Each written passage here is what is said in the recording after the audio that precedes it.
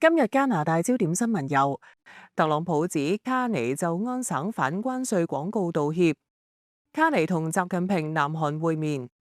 安省福特政府推加快建設法，租客權益同單車徑規劃引發爭議。立即訂閱我哋，緊貼加拿大新聞時事。美國總統特朗普今日表示，本國總理卡尼已經為安省政府嘅反關稅電視廣告道歉。特朗普喺出席喺馬來西亞同南韓舉行嘅東盟及亞太經合組織會議後，喺乘搭空軍1號返回美國嘅時候，被問及會否重啟談判嘅時候，佢先回應話唔會，然後向記者表示佢同卡尼關係非常好，並好鍾意卡尼。佢繼續話卡尼為該則虛假廣告致歉，佢對此表示欣賞。呢個廣告使用咗前美國總統列根1987年嘅演講內容，警告唔好廣泛使用關稅，導致特朗普終止美加貿易談判，更威脅由於加拿大未有盡早撤下廣告，將額外對加拿大徵收10%嘅關稅，但係尚未簽署正式命令。總理辦公室尚未證實卡尼係咪道歉。iTalk BB 出咗新嘅旅遊數據卡，30日無限流量，唔同組合分別覆蓋中國、中港澳、歐洲、亞太區共50幾個熱門旅行目的地。預售優惠最平只需要13.99，出發旅行前記得揾 iTalk BB 出卡啦。總理卡尼出席喺南韓舉行嘅亞太經合組織峰會期間，同中國國家主席習近平舉行雙邊會談，係2017年後兩國領袖首次正式會晤，歷時39分鐘。卡尼形容今次會談早就應該舉行，保持距離唔係解決問題嘅辦法。今次會談係兩國關係嘅轉捩點，為加拿大國民帶嚟機遇。習近平亦都表示，中方願意同加方一齊推動中加關係早日回到健康、穩定同可持續嘅正確軌道上。總理辦公室會後發聲明指出，兩國領導人已經指示官員盡快解決懸而未決嘅貿易爭議同敏感議題，包括油菜籽、海產同電動車等。習近平邀請卡尼進行國事訪問，卡尼計劃應邀請訪問中國，但係尚未公布具體時間。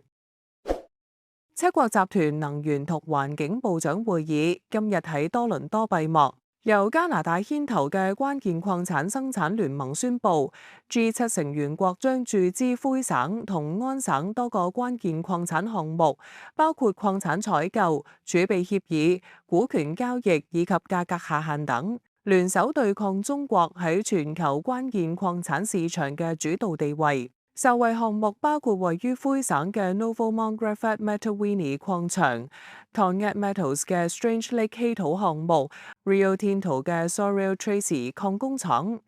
以及位於安省聖湯馬士嘅 Vianodi 合成石墨設施。加拿大自然資源部長天河山喺閉幕致辭中表示，G7嘅投資有助保障國家安全同主權，減少對中國嘅依賴。為促進關鍵礦產嘅儲備，聯邦政府已經引用國防生產法，建立自己嘅國防儲備制度，確保國家同盟友有穩定同安全嘅供應。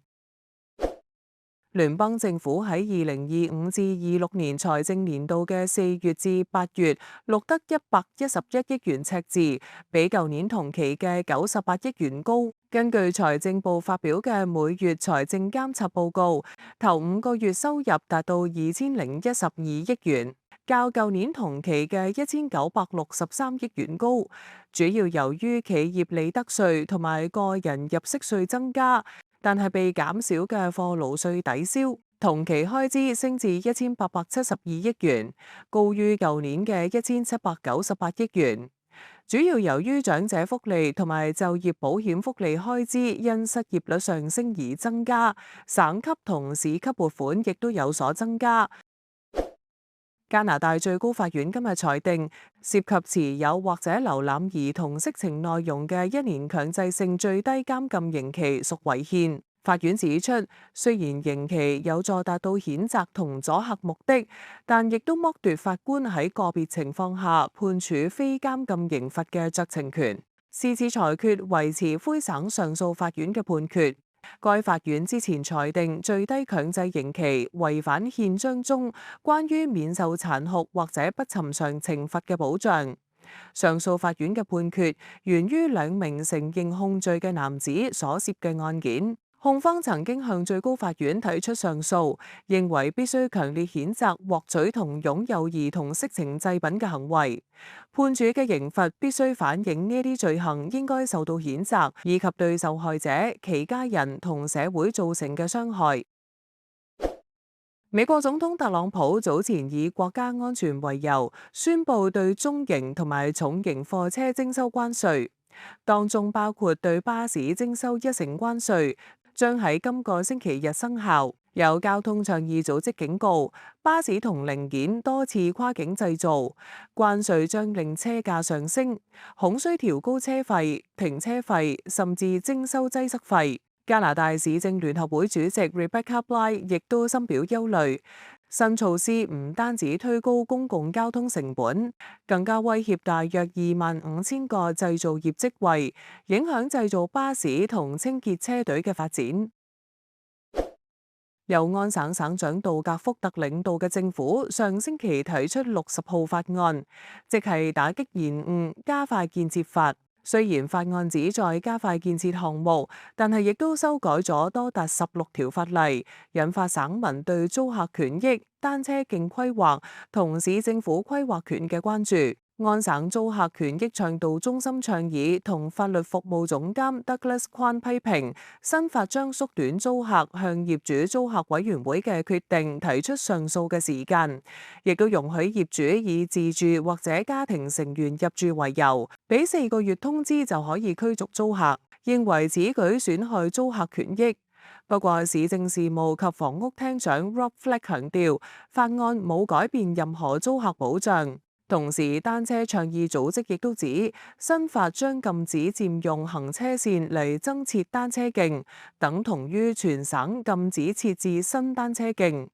環保團體更加指，法案令省府權力過大，削弱地方決策。安省政府宣布禁止市府使用自動偵速攝影機嘅法例，將會喺下星期一獲得預准。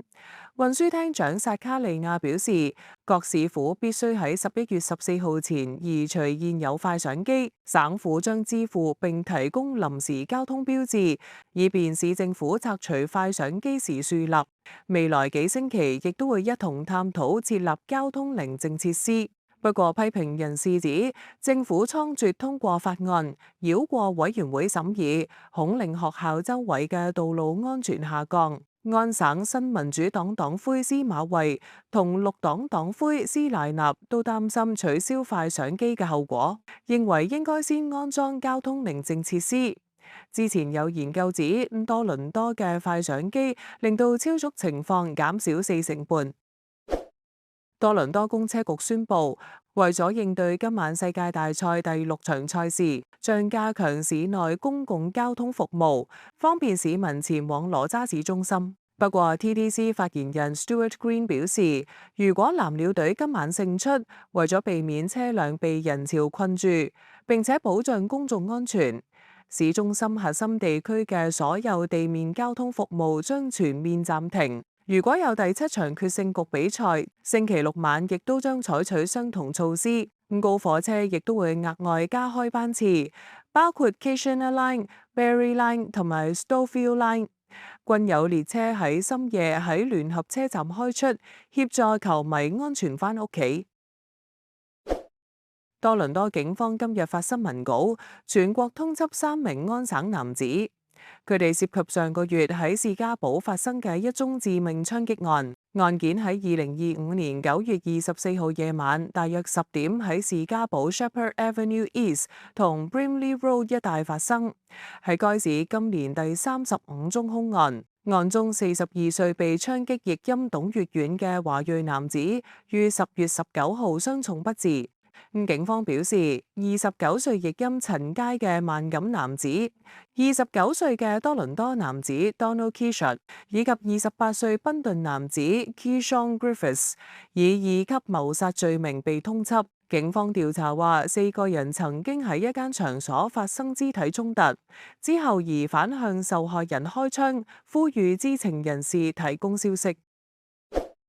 加拿大最高法院將會喺下星期4裁定係咪受理卑斯一間鴕鳥場，就當局下令撲殺鴕鳥所作出嘅最後上訴。位於卑斯省東南部 Edgewood 社區嘅農場，因於舊年12月31號爆發禽流感，被加拿大食品檢驗局下令撲殺全部鴕鳥。若果法院拒絕受理案件並解除執行令，400隻鴕鳥或者被即時撲殺。農場主人已抗爭10個月，指幸存鴕鳥冇任何病徵，但食品檢驗局堅持冇病徵嘅鴕鳥仍然可能會傳播病毒。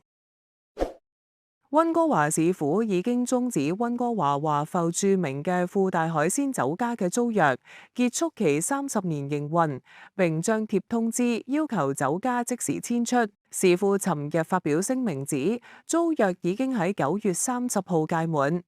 雖然市府延長租期，期望租戶履行新租約責任，但係租戶並冇提供未來明確嘅營運計劃，並且拖欠大額租金同疫情期間嘅支援款項，所以決定正式終止租約。餐廳經理 Brian Yu 指，只係租約期滿前數日先至得悉唔能夠續租，感到錯愕，並且話酒家每個月都有繳清租金。華埠社區倡議人士 Michael Tan 認為，佢嘅結業對華埠嘅文化基建係重大損失。溫哥華市議員 Pete Fry 亦都表示，該酒家係華埠一個重要嘅組成部分。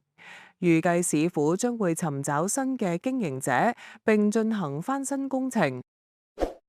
卡加里新任市長 Jeremy Farkas 宣誓就職後，隨即向商界發表首次施政報告，表示將致力降低住宅物業稅增幅，並優先加強公共安全同埋基建維修。佢表示，市議會將聆聽並採納卡加里市民嘅意見。Farkas 亦都表示會着手制定預算案，解決可負擔能力問題，使稅率維持合理水平。之後今年底會喺議會討論廢除重新分區。滿地可嘅巴士同地鐵服務將會喺今個星期六完全癱瘓，11月嘅大部分時間亦都將會受到影響。代表大約4500名巴士司機同地鐵車廠嘅工會發動38年嚟首次罷工，另外有2400名維修工人亦都將會喺11月2號至28號罷工，期間只係維持早晚繁忙時段同埋深夜服務，係該工會自6月以嚟第3次罷工。滿地可交通公司常務總監 Marie-Claude Leona 向記者表示，唔排除於11月底前要求魁省政府介入仲裁，但係需勞資雙方同意先可以進行。卑斯省新西敏市一座歷史悠久嘅舊監獄，被指係全省最猛鬼地方。呢座位於 Shepparton 社區，建於1924年，曾經囚禁省內部分極度危險罪犯嘅監獄，現時已經成為靈探者嘅熱門地點。靈探者 Amanda Quill 表示，佢喺地庫時總感到有人跟隨身後。Ghost of Vancouver 作者 Greg Mansfield 更加形容監獄內嘅鬼魂通常係非常咄咄逼人同埋暴力嘅一群。多倫多星期六部分時間有陽光，氣溫最高10度，最低0度。星期日天晴，氣溫最高10度，最低6度。渥太華星期六多雲，氣溫最高6度，最低1度。星期日部分時間有陽光，氣溫最高6度，最低3度。滿地可星期六部分時間有陽光，氣溫最高6度，最低3度。星期日多雲，氣溫最高6度，最低-1度。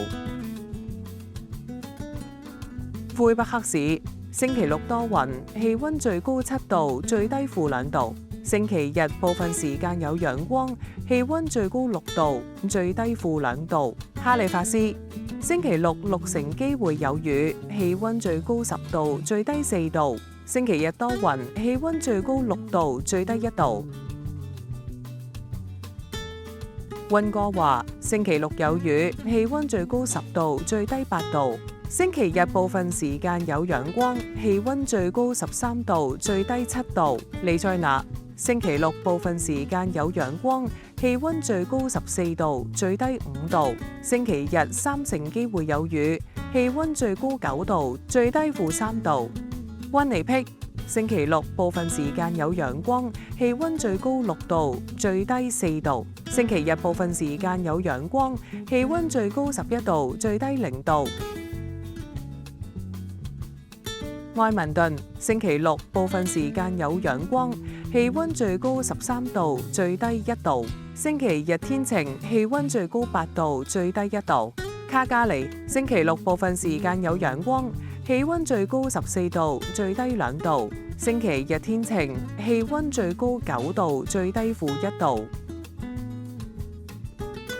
黃都鎮，星期六間中有雨，氣溫最高5度，最低0度。星期日多雲，氣溫最高1度，最低-3度。今日大多倫多地區普通汽油平均價格係134.9仙，聽日升2仙至到136.9仙。今日溫哥華普通汽油平均價格係158.9仙，聽日升2仙至160.9仙。歡迎大家喺留言區講下你對今日新聞嘅睇法，